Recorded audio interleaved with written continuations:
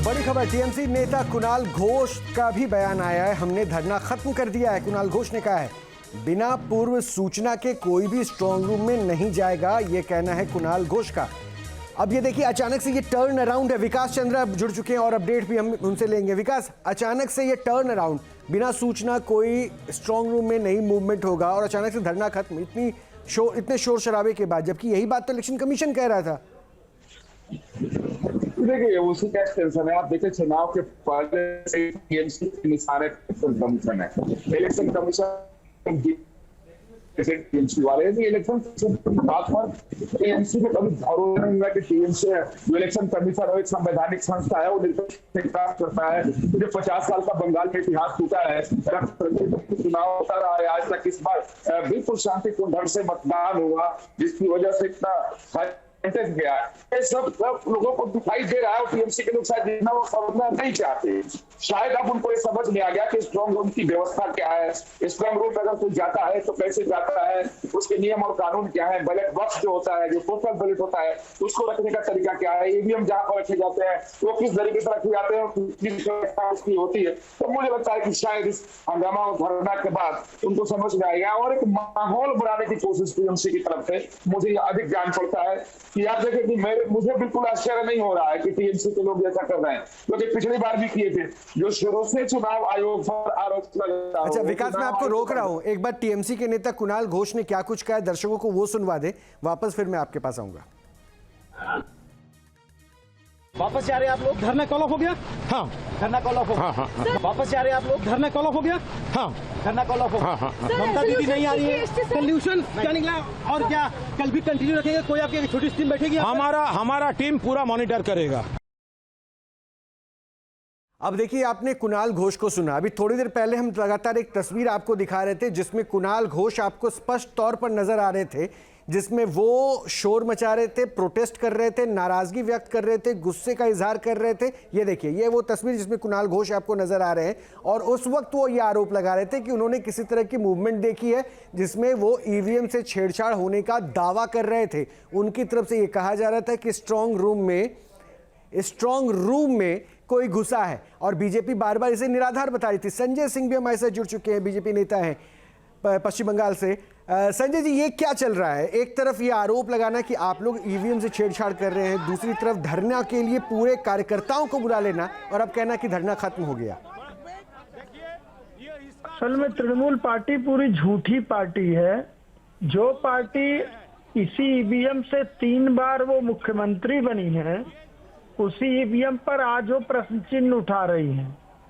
इसके पहले जब भी इस तरह की बात हुई है तो इलेक्शन कमीशन ऑफ इंडिया हमेशा ईवीएम को लेकर के चैलेंज किए कि किसी भी राजनीतिक दल के लोग आकर के इसको देख लें। अब स्ट्रांग रूम में ये असल में जो हारते हैं ना, वो इस तरह की अफवाह उड़ाते रहते हैं। ये इनकी मानसिकता है, अफवाह फैलाना, झूठ फैलाना, गलत खबर जनता के बीच में लाना और जनता को नहीं संजय जी, हार और जीत तो ईवीएम के खुलने के बाद पता चलेगा ना, वो तो 4 तारीख को होगी।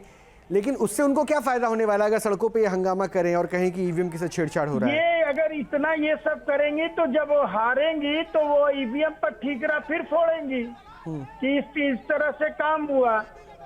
यही इनका नेचर है। ये एक भ्रम की स्थिति फैलाना चाहती है। अच्छा ठीक है, अगर टीएमसी वाले फॉल्स नैरेटिव सेट कर रहे हैं तो ऐसा क्या है जो बीजेपी वाले इतने कॉन्फिडेंट है कि ईवीएम में दरअसल जो जब खुलेगा तो बीजेपी की किस्मत बदल जाएगी बंगाल में? ऐसा क्या है? अब बीजेपी क्या देखती है? ये 15 साल तक जो ये जनता के साथ की है, जनता अपना फैसला सुना चुकी है और उसी का डर है इनको।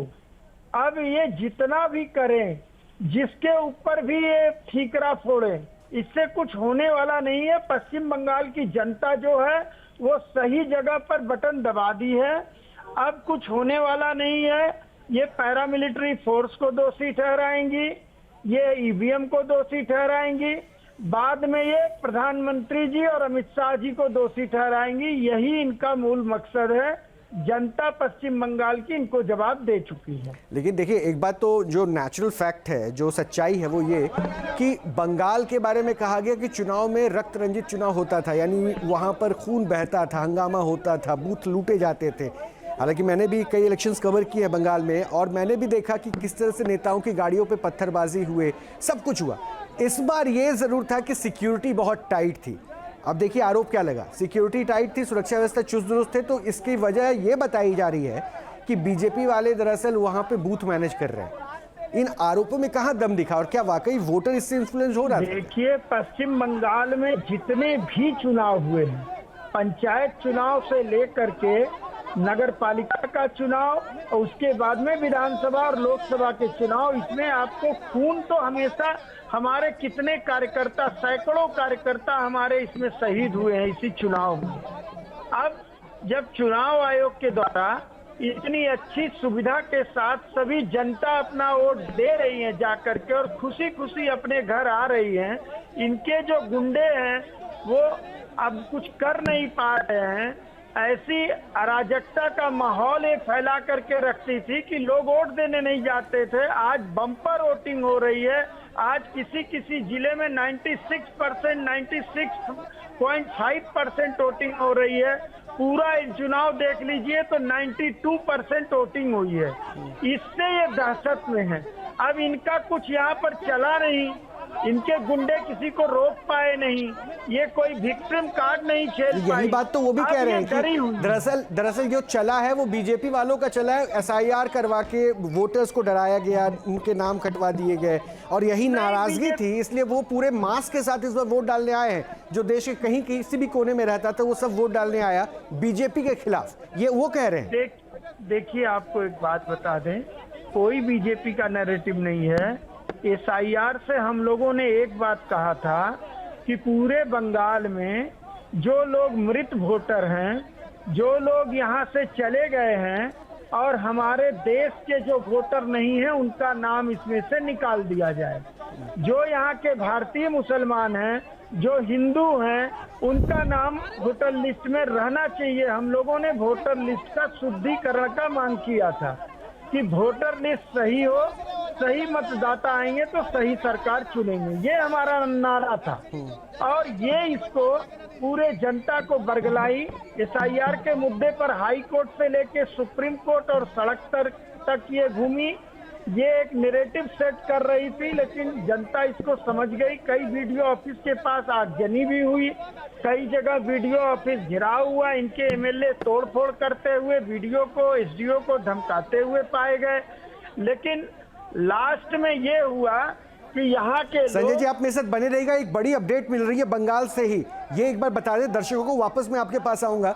कोलकाता हाईकोर्ट से टीएमसी की अर्जी खारिज कर दी गई है।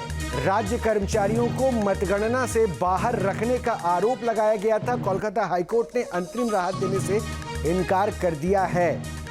कोलकाता हाईकोर्ट से अंतरिम राहत देने को इनकार कर दिया गया है। कोलकाता हाईकोर्ट से टीएमसी की अर्जी खारिज हो गई है।